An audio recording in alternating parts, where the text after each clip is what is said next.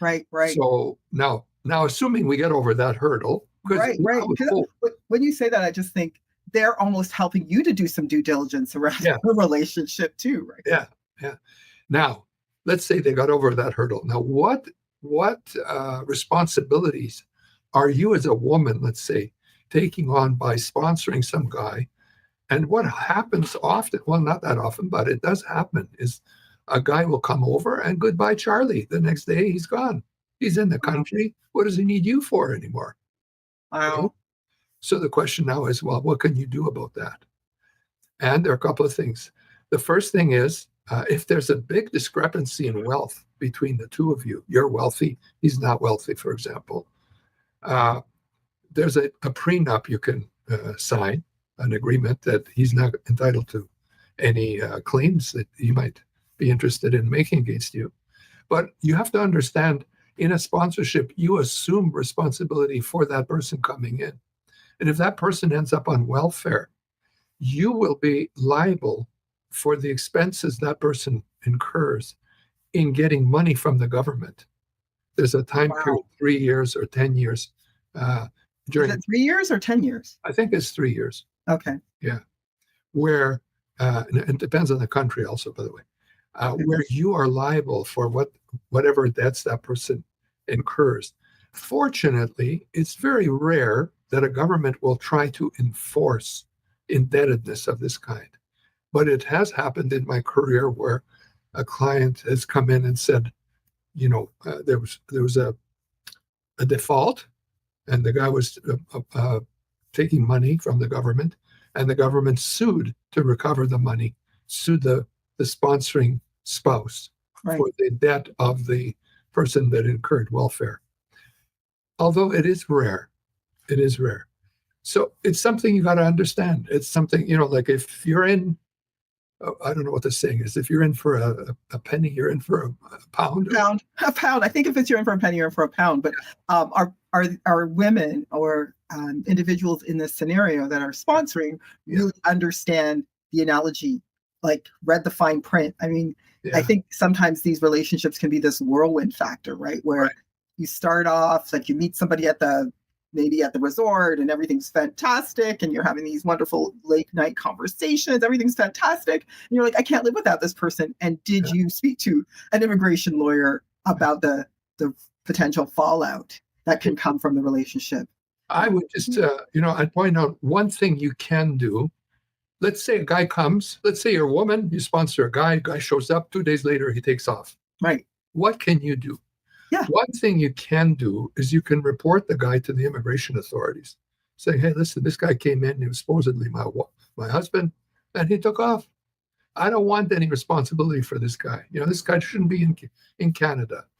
And you can prepare a statement laying out all the factors in writing as to what's happened and how this guy took off and whatever, and if he took any money from you, what money he took, etc., and deliver it to the immigration authorities, asking them to trace this guy, get him, and put him back on a plane back to his country of origin.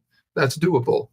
Not many people know about that, but that is. I didn't know about that, because I was going to say, here's what I'm hearing, and you can just correct me if I've got any holes in this. Is this whole scenario where you could be responsible financially if the person that you're sponsoring leaves, and then they go on welfare, the government can come after you for the money that they've given them. But that doesn't happen that often, but it is a risk. Right.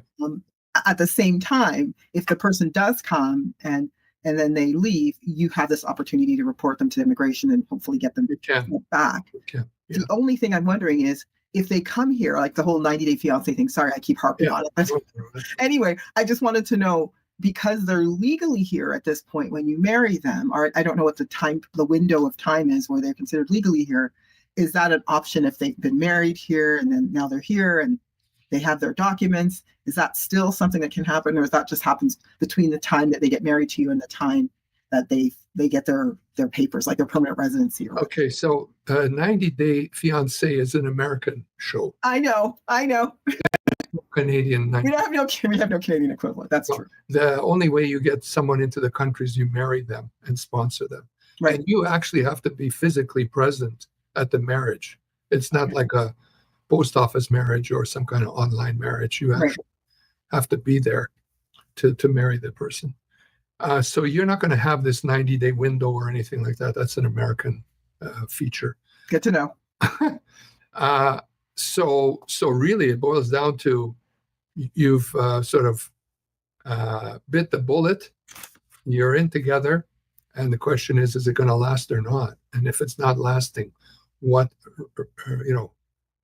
can you resort to clean up a mess? And it boils down to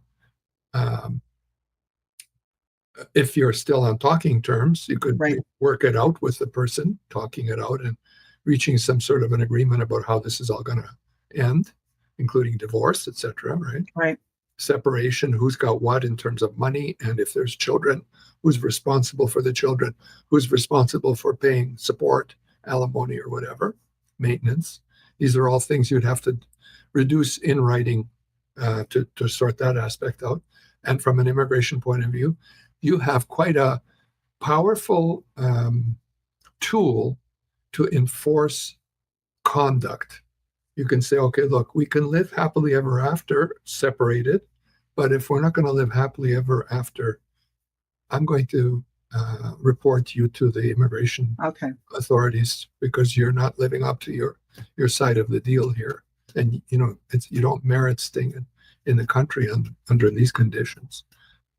So that's the way I guess you would kind of control the situation as someone who might have been hurt in a scenario where someone's come in. So that's my quick question around that. So you get married abroad. I find myself in this whirlwind, which is really hard for me. But let's just suspend belief for a second and say I find this whirlwind romance in another country, get married there, bring him here. Is there a period of time where after they get their, because I'm just trying to think about permanent residency, like they get married to me, what's the timeline before they can get permanent residency? Or they get it on entry. That's what I'm asking. So even with permanent residency on entry, I would still be able to call immigration and say, listen, okay, that's what I really wanted to understand. Fraud. I've learned here's what actually happened. And you guys let him in, but there's reasons why he should not have been let in. Okay, that's what I really want to. Fraud involved, they can bounce him out. That's really what I want to understand, which I think the women listening to this really also want to understand as well. Now,